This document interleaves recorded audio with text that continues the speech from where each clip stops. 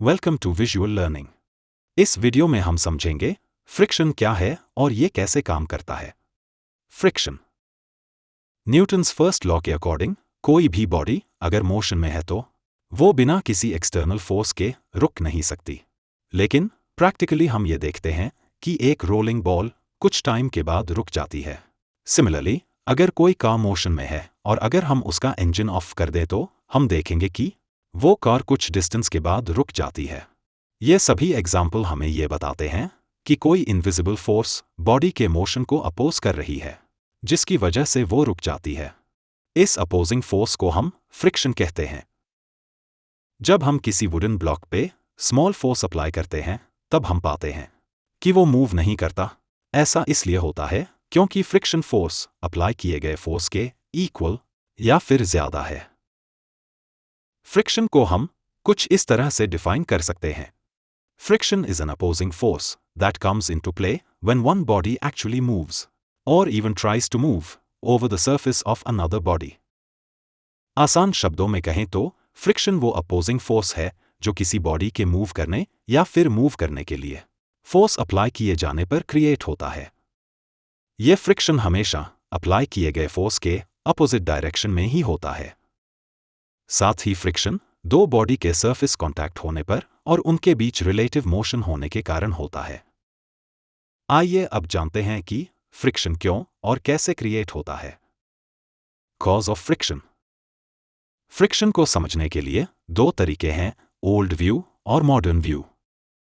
आइए पहले हम ओल्ड व्यू को समझते हैं। ओल्ड व्यू के अकॉर्डिंग फ्रिक्शन का कारण बॉडी की रफनेस होती है।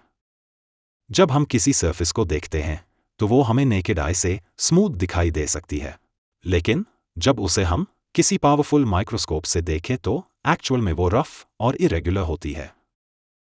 ये हर तरह के सरफेस में देखा जा सकता है। जब कोई दो बॉडी कांटेक्ट में आती हैं तब एक बॉडी का इरेगुलर सरफेस दूसरी बॉडी के इरेगुलर सरफेस के साथ लॉक हो जाता है। जब हम किसी एक बॉडी को मूव करने की कोशिश करते हैं तब ये इरेगुलर इंटरलॉकिंग को ब्रेक करना पड़ता है और इसके लिए कुछ फोर्स अप्लाई करना पड़ता है।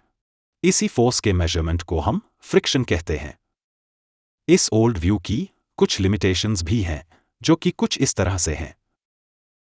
फर्स्ट, अगर हम ओल्ड व्यू की माने तो फ्रिक्शन सरफेस एरिया के साथ बढ़ता जाएगा, क्योंकि जितना ज्यादा सरफेस कांटेक्ट होगा उतना ही फ्रिक्शन क्रिएट होगा। लेकिन एक्सपेरिमेंट्स ये शो करते हैं कि किसी दो सरफेस के बीच क्रिएट होने वाला फ्रिक्शन एक्चुअल कांटेक्ट एरिया के इंडिपेंडेंट होता है। सेकंड, जब कांटेक्ट सरफेस एक्स्ट्रा स्मूथ हो तो तब सरफेस के बीच फ्रिक्शन ऑलमोस्ट जीरो होना चाहिए, लेकिन एक्सपेरिमेंटली ये पाया गया कि एक्स्ट्रा स्मूथ सरफेस होने पर फ्रिक्शन इंक्रीज होता है।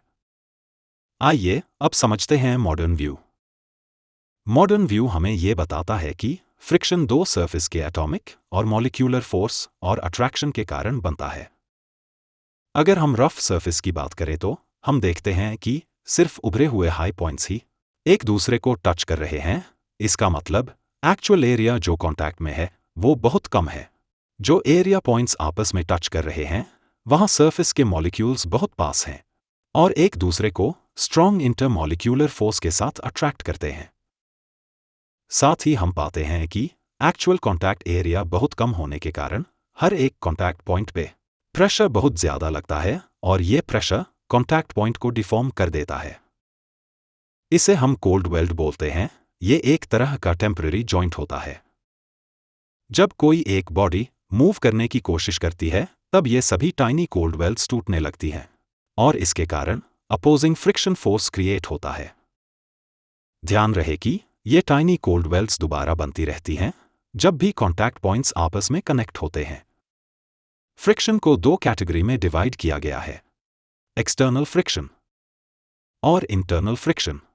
एक्सटर्नल फ्रिक्शन तब क्रिएट होता है जब दो बॉडी एक दूसरे के कांटेक्ट में हों और साथ ही मूव करने की कोशिश करें या फिर उनके बीच रिलेटिव मोशन हो। इसे हम कांटेक्ट फ्रिक्शन भी कहते हैं। इंटरनल फ्रिक्शन दो लिक्विड लेयर्स के बीच क्रिएट होता है जब उनके बीच रिलेटिव मोशन हो। इंटरनल फ्रिक्शन को आसान शब्दों में विस्कोसिटी कहा जाता है। इस वीडियो में अभी के लिए बस इतना ही। अगर आपको हमारा ये वीडियो अच्छा लगा तो हमारे इस चैनल को सब्सक्राइब करें, इस वीडियो को लाइक और शेयर करें।